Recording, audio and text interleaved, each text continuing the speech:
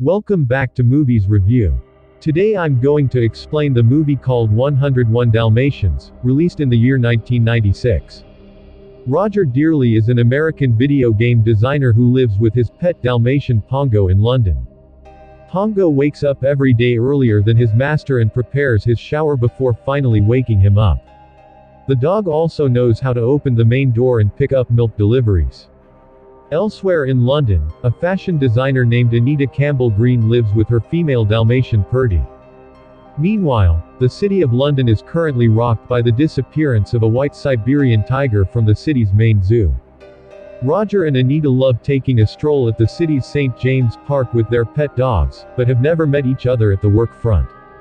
Roger is struggling to come up with a cool villain for his video game while Anita is busy churning out designs for her boss Cruella de Vil's fashion label. The House of de Vil Cruella is a pampered and glamorous woman who has a deep passion for fur. It is hard to impress Cruella, but one day Anita's design catches her attention. It is a design of a coat made with spotted fur inspired by Anita's Dalmatian. Cruella also notices Purdy's picture on Anita's desk and invites her to her office. Cruella is intrigued by the idea of making garments out of actual Dalmatians and finds it amusing that it would seem as if she was wearing Anita's dog. Afraid of losing a talented designer like Anita, Cruella asks if Anita has been propositioned by other fashion houses. However, Anita assures her that she would only leave the House of de Vil to have children and not for other fashion labels. One day, Pongo lays his eyes on Purdy for the first time at the park. He is instantly smitten and starts chasing after her, dragging his master Roger with him. Pongo eventually catches up to his crush, but Roger struggles to keep up and ends up falling into a fountain. When Roger comes out of the fountain, he sees his dog playing with his crush.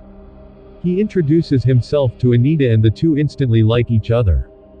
However, Roger suppresses his feelings and parts ways. However, Purdy refuses to let Pongo go, and she starts following, dragging Anita with her. The chase ends in Anita falling into the pond. Roger rescues her and takes her and Purdy back home with her. Seeing Purdy and Pongo so in love with each other, they realize that they can't separate the two without breaking their hearts. Roger accidentally asks her if she would love a cup of marriage instead of tea, but Anita replies without thinking much. "I do." They both realize that they like each other and they decide to get married along with Purdy and Pongo. Meanwhile, Cruella's henchmen Jasper and Horace are covertly meeting with a man named Mr. Skinner that hands them a bulky suitcase. They take it to Cruella and it turns out that it contains a rug made of skin of the female white tiger named Su Ling that went missing from the London Zoo. Cruella is elated to receive the rug. Anita soon learns that Purdy is pregnant, and so is she. Much to her shock, she hires her childhood nanny to help her around the house. After learning about Anita's marriage, Cruella pays her a visit. The latter is bummed about Anita's pregnancy, but she is elated to learn that her Dalmatian is also pregnant.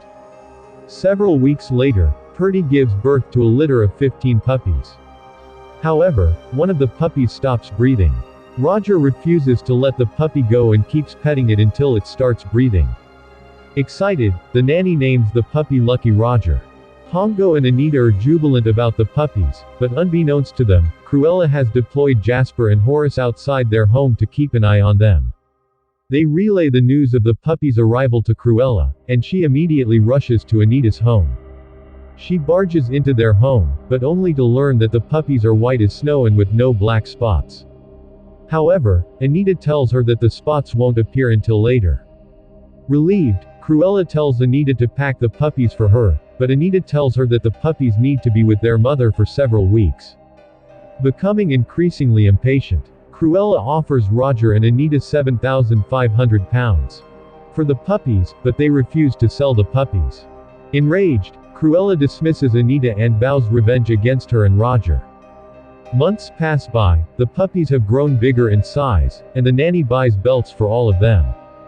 Horace and Jasper continue to keep an eye on the family, and one evening when Anita and Roger go out with Purdy and Pongo, the two henchmen break into their home. They lock the old nanny inside a closet and steal the puppies. A dog named Montgomery witnesses them stealing the puppies and barks at them, but the two manage to get away. Pongo and Purdy overhear Montgomery bark in the distance and run towards their home, realizing that something's up. Nanny also manages to break free from the closet and informs Anita and Roger about the puppies. Purdy and Pongo are heartbroken. Horace and Jasper take the dog to their home and inform their boss about the puppies. Cruella is elated and orders them to hand over the puppies to her so she could add them to the other 84 puppies she has stolen. A dog outside Jasper and Horace's home hears the puppies barking inside their truck before they take them to Cruella's ancient country estate, DeVille Mansion. Unbeknownst to them, the dog follows them to the villa. Meanwhile, Anita and Roger notify the Metropolitan Police, but aren't expecting much from them. With the family devastated at the loss of the puppies, Pongo uses the Twilight bark to carry the message via the dogs and other animals of Great Britain. By next morning, Pongo hears back from the other animals and he ventures out with his partner to rescue their babies. Anita and Roger try to stop them, but without success. At the DeVille Mansion, the dog tries to sneak into the property through the roof, but ends up skidding from the snow. Jasper hears the dog falling from the roof, but Horace assures him that he's just imagining things. The dog manages to find an alternate way into the house. It also finds the puppies locked inside a room. Using an air vent, the dog manages to reach the puppies, much to their jubilation. Meanwhile, with the police looking for the puppies everywhere, Cruella orders the Skinner to kill the puppies and take out their fur. With each passing minute, Anita becomes sure that Cruella has something to do with the kidnappings, as she was obsessed with the puppies. At the DeVille Mansion, a woodpecker and a bunch of other animals help the dog distract Jasper and Horace as it sneaks the puppies out into the roof. However, the henchman notices Lucky and run after them, but before they could get to them, the duo slip on Lucky's urine. The dog grabs the puppies by their neck and drops them into the drain pipe to help them get to ground level safely. Another dog escorts the puppies out of the mansion. Cruella arrives at her mansion, but only to learn that the puppies have broken free. Cruella calls them useless and ventures out to look for the puppies herself. She notices small animal footsteps, but a flock of sheep hide the puppies and mislead Cruella. The dog then leads the puppies to a nearby farm. Pongo and Purdy are led to the farm by other animals and birds. Meanwhile, Lucky is still at Cruella's mansion. The Skinner arrives at the villa and spots the puppy alone. But before he could do anything to the puppy, the first superhero dog bites the man and rescues the puppy on Anita and Roger's tip. The police raids Cruella's London home and find the white Siberian tiger carpet. The police also receive a tip about Cruella fleeing to her mansion on the outskirts of the city and send a team to apprehend her. After looking around the countryside, Cruella eventually spots the farm and decides to investigate. A crow alerts the dogs of Cruella's arrival and the puppies immediately go into hiding. When the evil villainess tries to peep inside the mansion, a horse kicks her out along with the farm's door. Cruella refuses to back down and again goes back inside the farm. The animals again set up a trap for her. After trapping her with a heavy pig, the animals again flee. Jasper and Horace continue to look for the puppies, but decide to give up. After getting electrocuted by an electric fence, they notice a fleet of police vans and decide to surrender themselves. They encounter Skinner in the police van, who also seems to have surrendered. Meanwhile, Cruella is far from giving up. She notices the trail left behind the puppies and proceeds to follow them. But farm animals outwit her and make her fall into a vat of molasses. Cruella still refuses to give up, so the horse throws her out through the window into a pig pen. The police arrives at the farm and arrest Cruella. The next morning, the police find the Dalmatians. After counting, they realize that they have only found 100 puppies.